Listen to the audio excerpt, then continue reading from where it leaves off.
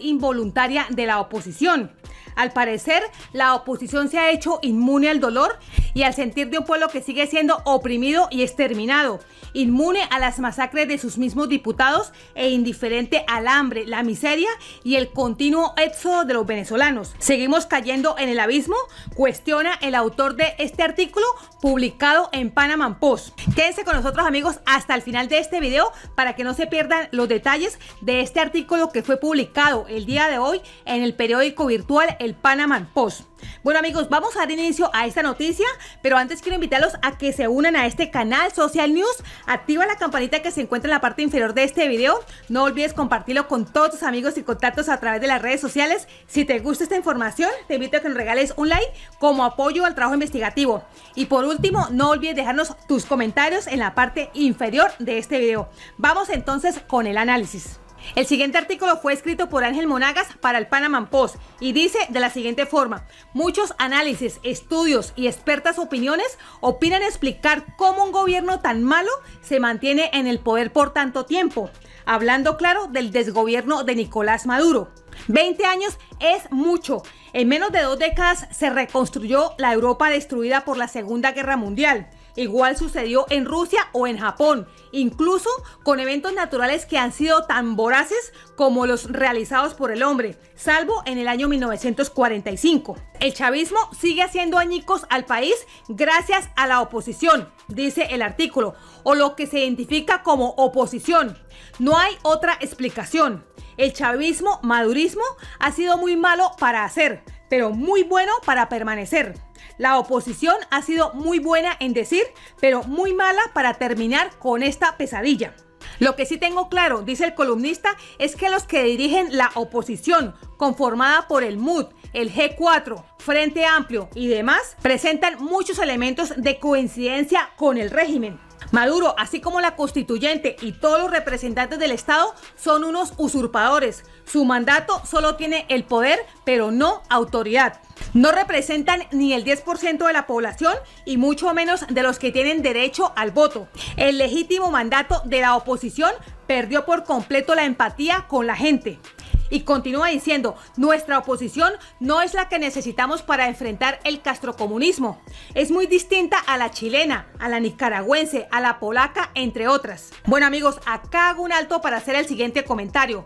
Aunque he puesto mi voto y confianza en Juan Guaidó y en la oposición, también soy analítica y es muy evidente que todo lo que ha hecho la oposición ha fracasado y no se siente que actualmente esté actuando. Por el contrario, se nota un silencio total ante lo que ocurre con la tragedia venezolana. El jueves masacraron vilmente a un opositor y al parecer se volvió costumbre enviar un mensaje por Twitter de rechazo de las acciones de Maduro. Hay que dejar claro, amigos, que el dejar de hacer es muy peligroso porque Juan Guaidó ha recibido el apoyo de más de 50 países, incluidos los Estados Unidos. Y si estos países no ven acciones y resultados de la oposición, pues lo más lógico es que no lo consideren digno del cargo y le pueden retirar su apoyo. Es lo más lógico, como dije anteriormente. Esto sería fatal para el pueblo, sería un retroceso para Venezuela y sería un triunfo para el comunismo criminal del régimen de Maduro. El pueblo, amigos, está decepcionado y un pueblo con hambre y reprimido difícilmente sigue a un líder que no actúa y no toma el toro por los cuernos. Y a esto se refiere lo que dice el autor en el artículo. La inacción termina convirtiéndose en complicidad para la dictadura.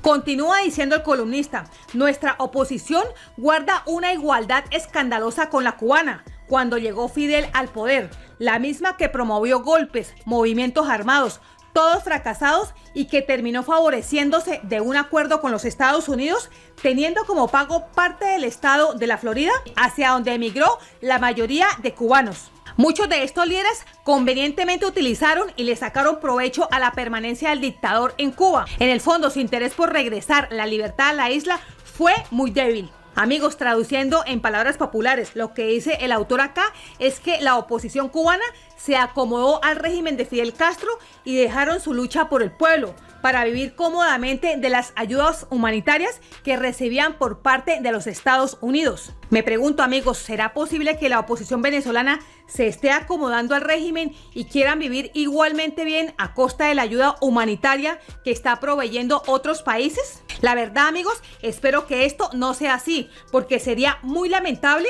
y la oposición perdería total credibilidad y, como dije anteriormente, perdería todo el apoyo de la comunidad internacional, generándole una victoria al régimen. Vamos a continuar con el artículo. ¿Dónde está el dinero? La mayoría de los venezolanos desconocen los miles de millones de dólares y euros que reciben de los principales partidos opositores de ONG y fundaciones internacionales. La oposición no le interesa que eso se sepa y atacan a todos los que pedimos rendición de cuentas. Esto le ha permitido a estos líderes recorrer el planeta, vivir de gira en gira, dizque luchando por el país.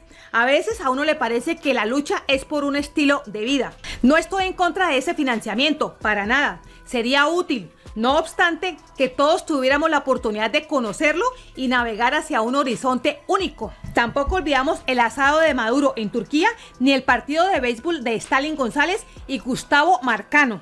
Cuando Maduro visitó Turquía, su visita gastronómica a un famoso chef generó miles de protestas y colapsó las redes. Estuvo mal, fue una burla al pueblo venezolano.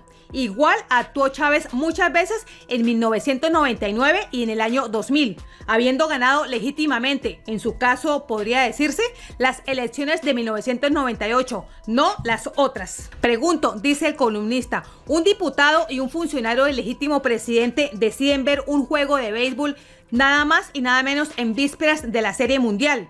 ¿Tiene o no tiene derecho a ello? ¿Dónde está lo pecaminoso del asunto? Si Chávez o Maduro lo hicieron, ¿por qué ellos no?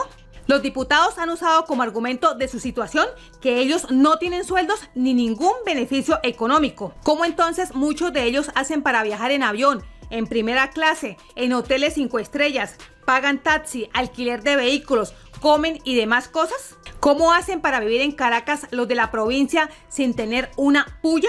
Un grupo de aduladores y la mayoría mandados o creados a través de los laboratorios en redes han señalado que las entradas fueron de cortesía y todos los gastos corren por cuenta del imperio. Uno puede imaginar los pensamientos de Stalin o Gustavo Marcano. Es que como los jugadores buenos de grandes ligas no irían a Venezuela, hay que aprovechar para verlos aquí. Pero lo que más sorprende, dice el autor, son todos los que justifican esta liberación del estrés. Los que tenemos, por el contrario, el atrevimiento y cometemos el pecado mortal de cuestionar, entonces pasamos a ser unos resentidos o envidiosos, por decirlo menos ofensivo. Pero ¿cuál es el problema realmente? El problema no es si las entradas se las regalaron o no. Es la despreocupación que muestran con la situación de un pueblo y todas sus penurias. No estamos hablando, señoras y señores, de tomarse unas cervezas. Se trata de una bofetada al drama venezolano. Lo peor de todo es que, según ellos, debemos ocuparnos de lo que roban los chavistas y no de lo que roban los opositores, porque los primeros han robado primero y mucho más. Luego, supongo, cuando ya seamos gobierno, habrá tiempo de corregir o de seguir haciéndolo y nos dirán: cállate que peor lo hicieron los chavistas. Otros, muchos más audaces, nos dicen que debemos aprender de los chavistas, que ellos hacen peores cosas y se tapan todo. Yo les respondo, yo no quiero ser chavista y mucho menos aprender de ellos. Ciertamente estos opositores lo hacen muy bien y no necesitan ayuda para parecerse. Allá ellos. Continúa diciendo el autor, yo ingenuamente creía que no solo debíamos ser distintos, sino mejores. De lo contrario, somos iguales al régimen. La única diferencia está en el color de la camiseta. Vuelvo a decirlo, en un país serio, con una oposición seria, los personajes en cuestión deberían explicar todo y de allí las autoridades políticas deciden. El propio presidente Juan Guaidó debería pronunciarse para refrendar un llamado a la moral, a la coherencia entre lo que se dice y lo que se hace. También debería revisar la acción de sus funcionarios. La verdadera antipolítica la practican aquellos que, como dirigentes, no son ejemplo de sus prédicas. Somos esclavos de lo que decimos. Vale recordar que un tuit del 8 de enero del año 2015, Stalin González señaló entonces que mientras los venezolanos andamos de cola en cola, los enchufados se burlan del pueblo y se gastan nuestro dinero paseando por el mundo. Seguramente ya lo borró. Estoy convencido de que no solo Maduro es usurpador. Hay muchos líderes que tienen más de 20 años usurpando la representación de un pueblo que no solo no representan, sino que atentan contra él. Triste es que se quiera banalizar y hasta invisibilizar este hecho, que es una radiografía del espíritu que impulsa a muchos destacados en la oposición mudista. Hay una usurpación que avanza y podría sustituir a otra, peor o mejor. Me cuesta encontrar una respuesta adecuada. El presidente Guaidó tiene la palabra. Culmina el artículo. Bueno amigos, para hacer la reflexión del caso, quisiera comentar lo siguiente. En un video que publicamos el día de hoy, hablábamos de las declaraciones del senador de la Florida, Marco Rubio, en el que decía que la verdadera razón por la cual Estados Unidos no ha intervenido militarmente a Venezuela es porque la región y países como Colombia o Brasil no la han solicitado. Luego de esta afirmación del senador de los Estados Unidos, salió un expresidente colombiano refutando la declaración del senador, argumentando que era incorrecta su posición, porque quien debía pedir la intervención a Venezuela no era Colombia o Brasil precisamente, sino el propio Guaidó. Eso amigos me dejó pensando y llegué a una conclusión personal, que aunque la región rechace por ahora la intervención militar, la iniciativa debe venir efectivamente de Juan Guaidó, que de ahí para abajo los países se le irán sumando a esta iniciativa venezolana. Máximo con los disturbios ocurridos en la última semana en Ecuador y ayer en Chile. Pero entonces me preguntaba, ¿por qué Guaidó no toma acciones con mano dura? ¿Por qué no toma el toro por los cuernos y pide la intervención militar a Estados Unidos de una vez por todas? ¿Qué es realmente lo que lo detiene? ¿Acaso es verdad lo que dice este columnista y se están acomodando al régimen de Maduro? ¿Acaso la oposición está comenzando a disfrutar de las ayudas humanitarias que le pertenecen al pueblo y por tanto no les conviene una intervención y mucho menos la libertad del pueblo? Y si esto llegase a ser así, amigos, llegase a ser cierto, me pregunto, ¿dónde está el pueblo? ¿Dónde queda la lucha por restablecer la democracia? ¿Dónde queda la dignidad y el apoyo internacional que ha recibido la oposición? ¿Dónde queda todo esto?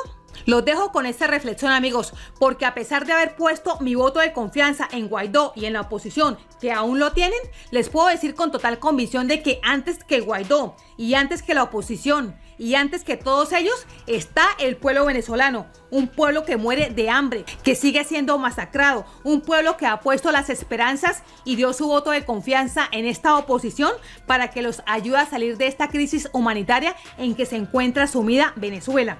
Y por último,